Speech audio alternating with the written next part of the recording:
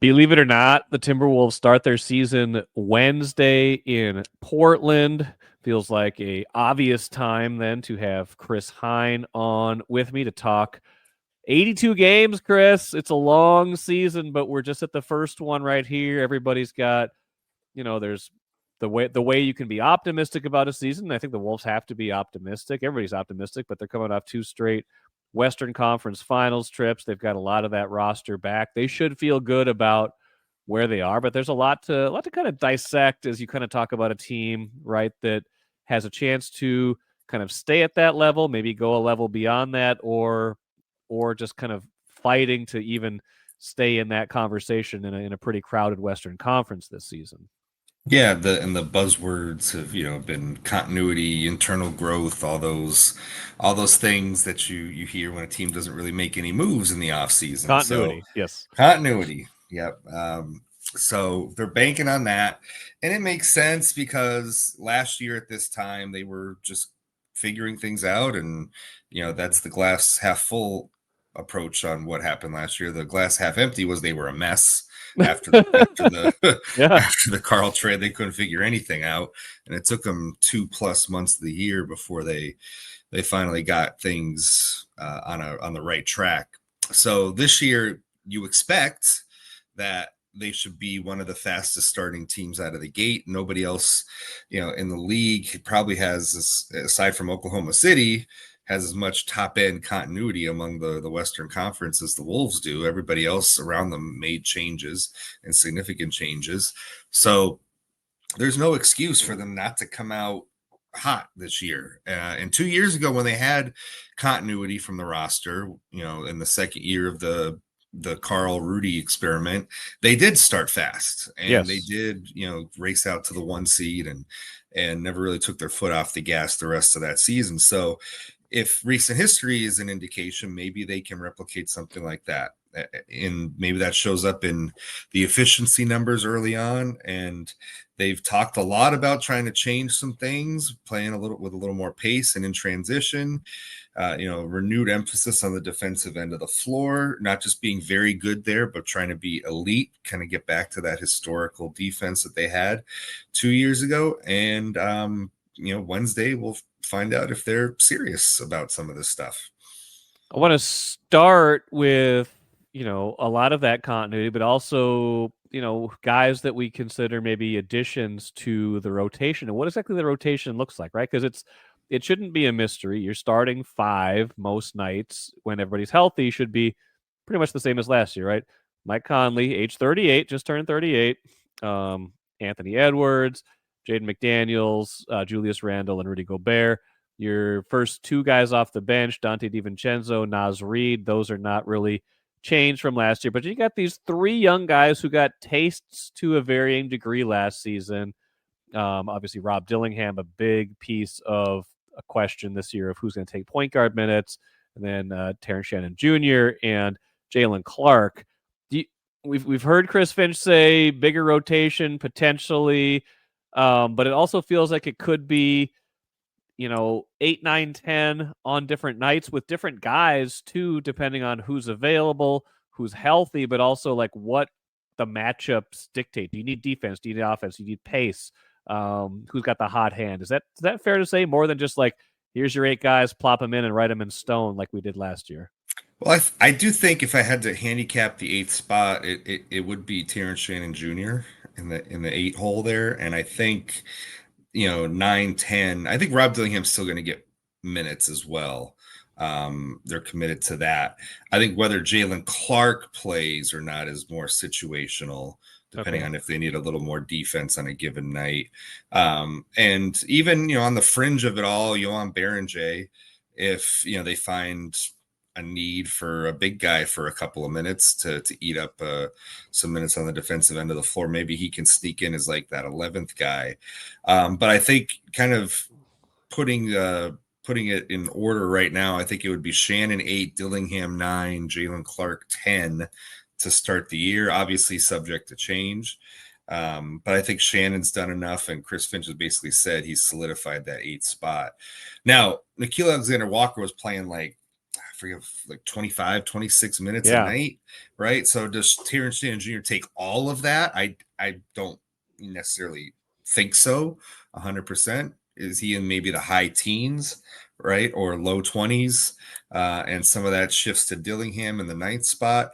Yeah. Maybe, right? Maybe that's how it's structured, is that Terrence Shannon Jr. doesn't just take all of Nickeil Alexander-Walker's minutes. He takes maybe 75% of those minutes, or, 2/3 of them.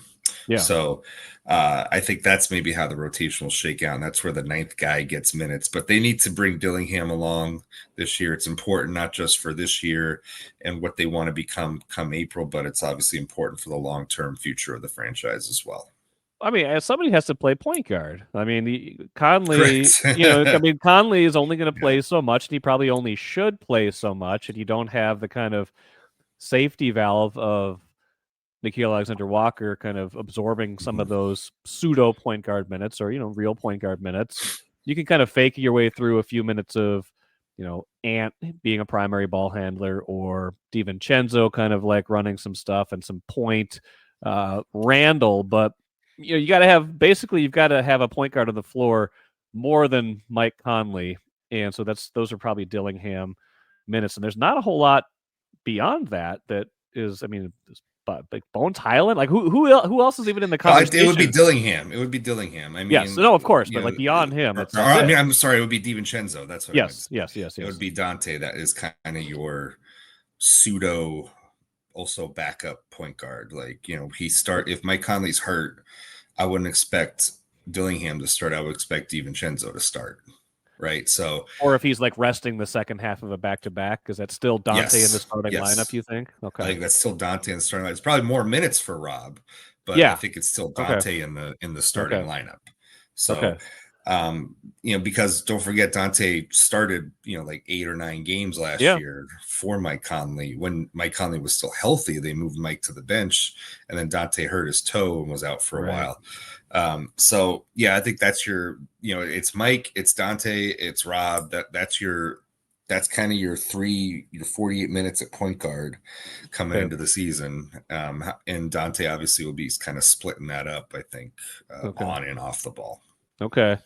So, given that, I want to play a little game of progression, regression, or stay the same with the 10 guys that we consider maybe potential for regular minutes. I mean, You're Clark, trying to get me in trouble with this. I can tell. I I'm not trying to mean, get you in what trouble. about what if I say regression? Next thing I knew, You I go to go. practice and it's like, oh, I heard you on the podcast. You think I'm going to regress this year? Well, you can You let me see, say did you that. see Ant call out Charles Barkley the other day and say that Oh, that yeah. called him out for saying he regressed? Yeah, so that's what you're putting me in here, Mike. And didn't regress. I'm not okay. Well, maybe I'll be the one that's on the spot. I can take the heat. All right. But okay. Okay. So here's the rotation, guys. We're gonna start with Rudy, because I feel like Rudy Gobert is probably at a point in his career where he's gonna be about the same as he was last season, but I don't feel like we're not at the point where he's getting better. How about that? So Sure. he's a candidate for regression, although he takes very good care of himself. And even last year, when he wasn't as dominant as he was 2 years ago when he was winning Defensive Player of the Year, still a very good defensive player. So I'm not so worried about like where he is next season. I would be concerned about like where this goes 2-3 years from now as you're getting kind of to the end of that contract. But where do you see Rudy Gobert kind of relative to last season this year? They've talked a lot about trying to utilize him more on offense, and that's one of those things where coming into the season, it's like I'll believe it when I see it. Okay. You know, the way that he looked in like game 5 of that Lakers series when he put up 20 and 20, or Uh huh. 25 and 25, whatever that Yeah. was such an anomaly. But it's like, yeah, sometimes if you involve him a little more, there might be advantages to it on certain lineups, right? And basically the Thunder just dared them to use Rudy as a weapon on offense, and they couldn't do it or wouldn't do it. So for me, it's like Rudy's kind of a stay the same guy. I think he's still going to be as impactful on defense. I don't think like age is going to really slow him down in what he does well defensively all that Yeah. much. Yeah, right? that's fair. Maybe a little slower reaction time, things like that as you get older. But I think with the way he takes care of his body, with the way that he just plays, I think he could still operate at a very high level, even if he's not at the peak of his athletic powers. So I think it's more stay the same. I think the next guy on my list, Julius Randle, is the only guy out of these 10 that I would firmly put in the stay the same category. He's 30 years Yeah. old. Um, I feel like he's never going to have a game that's totally predicated on athleticism. He's kind of had a veteran game ever since he came into the league to a certain degree. You kind of know what you're getting from him. He should be more comfortable in the system, certainly, second year. But he's just kind of to me, he's kind of the perfect, you know what you're getting from Julius Randle. I don't think he's gonna get to another level, but I don't think he's gonna be at a worse level. I think he's the ultimate stay the same guy. Yeah, I think he's found his role within this team and within this offense. He's comfortable with it. And, it took a long time to get there last season through a lot of trial and error, through injury. But by the time, March and April rolled around, he was playing some of the best basketball of his Mhm. career. So you just carry that over and yeah, stay the same. I think that's a good call. Jaden McDaniels is an interesting one because his season was really 2 seasons last year, right? It's like the first part of it, you're like, okay, we thought there was some kind of leap coming. He'd been, there's this talk, you want more from him, and then at a certain point, there's some injuries. He has to take on a bigger offensive role, and he does it. And then all of a sudden, Hmm. it's like, well, where's this been all my life? I think it was when Randall was hurt for a little while. Then when Randall comes back, he's still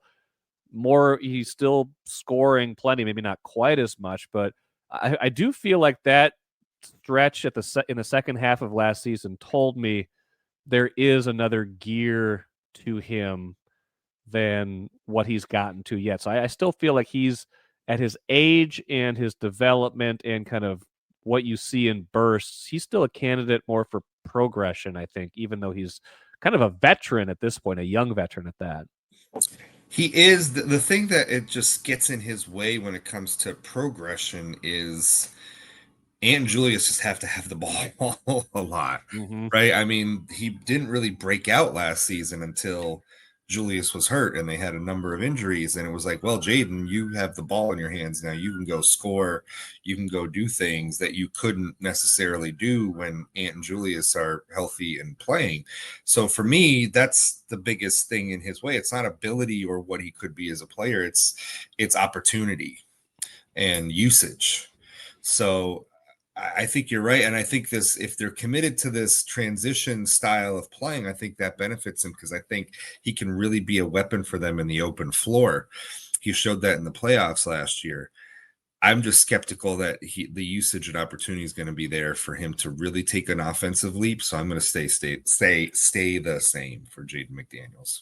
I think that's fair. It's good kind of secondary analysis, and I do think too, like if they're talking about running it, it can't be like if you've got Rudy Gobert and Julius Randle, like, are you really running that much? Like, it's gonna and Mike Conley, like We're going to who's find running? out. Who's We're going to running? find out. It's Ant and it's Jaden, unless it's the second To unit. be fair, Chris Finch is not hoping for them to suddenly turn into the Indiana Pacers here. Okay, They are hoping that they go from 27th to like 15th. yeah, That's okay, the goal here. It's not to suddenly just play an up tempo okay. all the time style of basketball, but they gotta get out and run Pick more, their pick especially their after spots. Pick their spots misses and better. turnovers. Yeah, Yeah, yeah. pick their spots better instead of just defaulting to let's get into our Walking it half up the court. floor. Yeah. Yeah. Um, Conley is interesting. He's 38.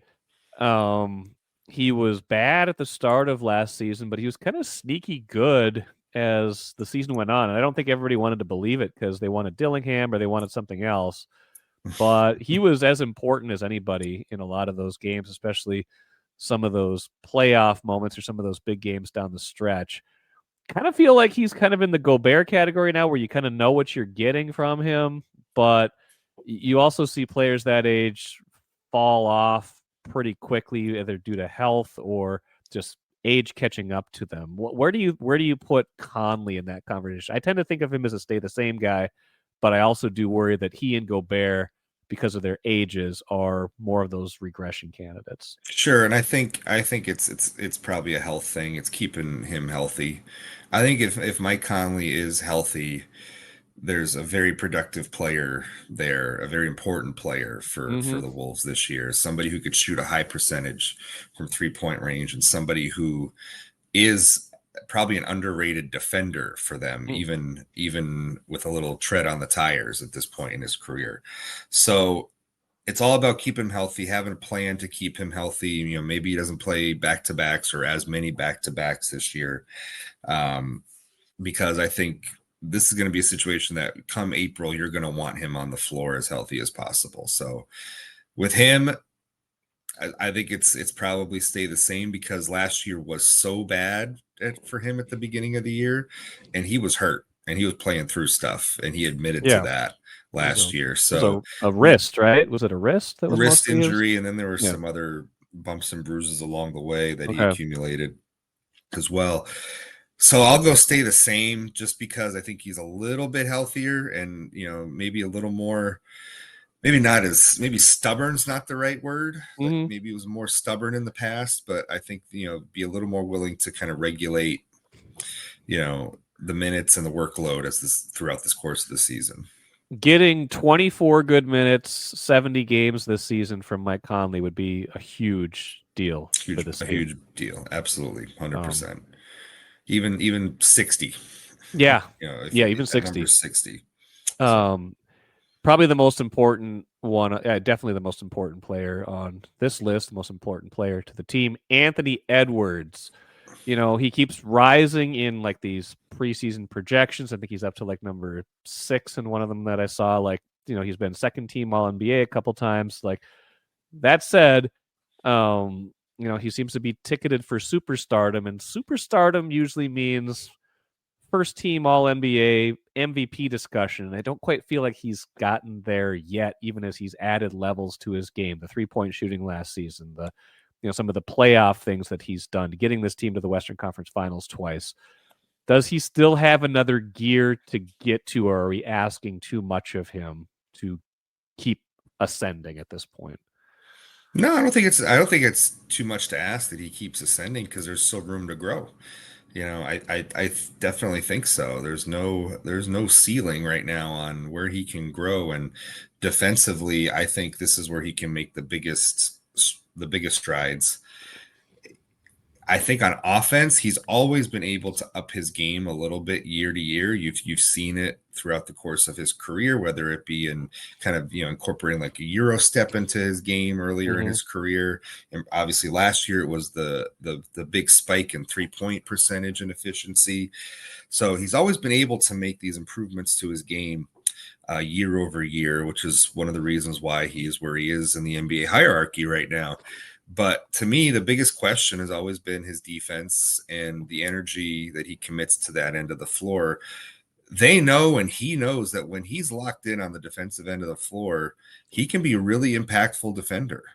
It's all about finding the energy and effort to do it on a night in, night out basis, especially when it comes to his off ball defense, which is where he maybe tends to get a little loose and fall asleep sometimes. And guys, people in the NBA know now that you can back cut Ant if if you're defending him in the corner, and he might you might get a layup on him. Mm-hmm. But if he cleans that up and if he pledges to make the improvements that he said he's going to this year, then I think, yeah, he enters first team NBA potential MVP conversation, because if he helps this defense get back to an elite level, then the Timberwolves are going to be probably maybe the 2 seed in the West, Mm. potentially, Mm. right? Obviously Denver's OKC and Yeah, Denver are going to 2 be or very 3. tough, Yeah. but maybe it'll be like 2 years ago where the three of them are fighting it out for seeding towards the end of the season. Who knows? But I think that as he goes on defense, so goes the defense as a whole, and maybe the team as a whole.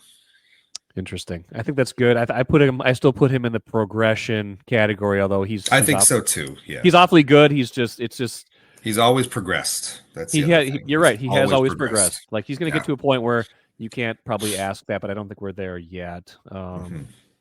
DiVincenzo, Nas Reed, kind of similar. I feel like maybe Nas has some progression to him still, but it's probably more of a consistency thing with him because it's and especially a defensive With Nas, I'm consistency. expecting progression because last year I think he was so caught up in the contract, Okay. it being a contract year, that I think that played into his year a little bit, coming off a six man of the year 2 years ago. Hmm. So, you know, I think Nas, it sounded like he was banged up a little bit in training camp, but I think he's in line now with the contract settled, to be more of a progression candidate than not.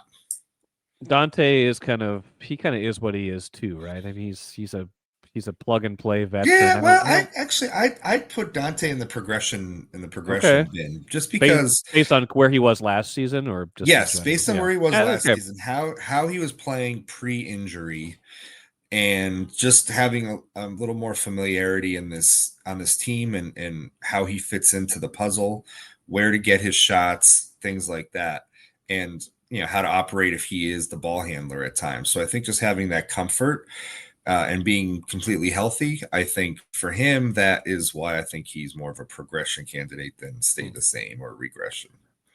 And then obviously the last three guys should be progression candidates just because they're so young and they haven't had Mhm. a ton of run yet with, Shannon, Dillingham, and Clark. Like, I guess you could imagine Clark like that being a little bit of a mirage, but this feels like his defense is so sound that he's not going to take a step Right. back there. Maybe like his 3 point shooting percentage Yeah, regresses, right? But I right, think overall, just watching him play defense, he comes in, he has an instant impact on the game. right. And sometimes that in itself can lead to easier offensive possessions, right? You make a steal in the backcourt, and all of a sudden, even if he's not the one getting the layup, they're getting a layup out of it, right? So I think he's, we'll see what the minute workload looks like for him, but in the preseason, whenever he entered the game, he made good things happen. So yeah, progression.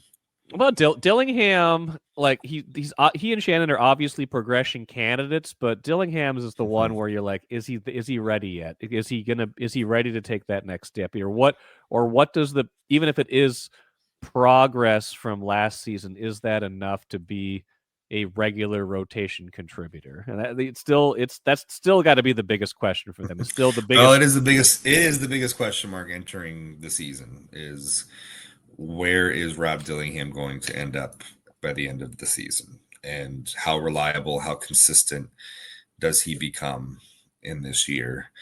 And it may have a big impact on whether or not they close the gap on Oklahoma City. Having a weapon like him who can break the paint, play with pace, all that stuff that they didn't have in the Thunder series where we're lacking. He could be a big piece of the puzzle that helps this team get better. So, they need him to progress, I feel like, in a major way. Yeah, I think he's the one they need to progress the most. I think Shannon is the easiest one to bank on progressing. It's hard, we careful with that, but he seems like he started on a trajectory that will only improve with minutes and more floor time with the regulars that he's around. Yeah, I think that's fair. I think, and he has an idea, as Chris Finch will often say, he has an idea of who he is already. He knows his role pretty well. They need exactly what he brings in terms of that attack mentality on offense. And the challenge for him is going to be getting a little better defensively. Can he take on a little more responsibility there? That's his challenge. But I think offensively, he's in a really good spot with what they need from him. So you mentioned this. Maybe we can finish up here. You mentioned this a little while ago, but could they be a top three team in the West? I think we're giving Oklahoma City the one seed for now, just based on how good they were last year. They're the champs, and they bring most everybody back. It's hard to do it a second time, but they just seem like they're the kind of team that probably will stay in that spot. You never know, but like, is this a top four team? Is it a top three team? Is it a top six team? Like, what's their place in the West pecking order as you see it going into the season? 'Cause there's a lot of good teams out there. I still think they're a top four team at the very least. I don't see why they should be a subpar regular season team. I think there's probably some teams out there who maybe were a little, maybe we're shorting a little bit too much. Like for instance, like Golden State. I was going to say Like they were in my overrated underrated discussion. I think they're underrated right now. I think people forget kind of how they closed the season last year because they went out of the playoffs with such a whimper because Steph got hurt. Well, Steph was right? hurt. Like that's a pretty big Right. deal. Yeah. Right. Yeah. Last I saw, they beat the Rockets in 7 games, and the Rockets were pretty good. Yeah. And they were beating the Wolves in game 1 and beat them in game 1 when Steph was playing for half the game. So that's a team that I think people are just kind of writing off that maybe they shouldn't. Well, again, they might be more of a playoff team than a regular season team, just based on trying to get those guys through the year healthy, right? Yeah. So that's why I say, like with the Wolves, they should probably finish ahead of the Warriors, just from that standpoint of things. So I do think top 4 is a very reasonable bar to set for this team, 100%. I think the Rockets are going to miss Van Vliet more than anybody can imagine. And I think Durant is a nice add for their kind of end of game stuff, but I just don't see them taking a step forward without a viable point guard replacement there. That was a huge blow for them. Yeah, I agree. And that's also why I feel pretty confident that the Wolves are going to have a higher seed. Like the Rockets are going to need to figure that stuff out, especially early in the season. And I think they were a candidate for regression anyway, just because it felt like last year was a little bit of an overachieve, even though they're young. I don't know. They're the wild card right now. I think Oklahoma City, Denver's interesting too, right? Like Denver feels like. Well, Denver feels like they made all the right moves. Like that's the general consensus coming off of their offseason was that they finally got some depth, right? They finally padded out the bench, and probably didn't lose too much in the starting lineup, kind of swapping Michael Porter Jr. for Cam Johnson, right? You bring in Bruce Brown and Valanciunas and I think Tim Hardaway Jr. as well, I think, on that team. So it's a much better, deeper roster than they've had the last 2 years. So you put that around Nikola Jokic, who's still at the peak of his powers, and you expect good things to happen. And they were the team that Indiana obviously gave Oklahoma City a run for their money, but Denver did too. 7 games. 7 games. And if Aaron Gordon had a healthy hamstring, does that turn out differently? Who knows? So we'll see. I think the Wolves would love to know that question, because that would have been a much different Western Conference Finals had it been the Nuggets that won that game instead of Oklahoma City. But that is not how it turned out. Well, it's fascinating to be talking about this team in this way, right? Like you've been covering this team for long enough. You've seen some of the bad at least, but man, this was a franchise that for like 80% of its existence was not in the position to be like, man, are they good enough to win a championship or maybe just go to the conference semifinals? Like, that's we're having this discussion about the Minnesota Timberwolves still is kind of wild to me. Yep. I wasn't there for the dark days, so no. you were. So no, it's been dark, Chris. It's been so dark. You heard for a few of the dark. I was here for a few of the dark days, but not the really dark ones. Not the bleakest of the bleak, right? Not the bleakest of the constant rebuilding. So I think there's a pretty solid baseline for this team of. Like last year's win total feels like a pretty good baseline for they shouldn't go lower than 49 wins. And then I think the upper echelon is like mid to high 50s for regular season. I think that's I've said they should be like low 50s, like 51, 52 feels about right to me. Like take the same record as last year and give them a couple more games for the continuity, and if maybe they don't fumble as many games against lower tier opponents as they did last year. So we'll see. Chris Hine, appreciate it. He will be in Portland for the opener. Follow his coverage, Star Tribune, startribune.com, and we will talk to you again soon. See you later, Mike.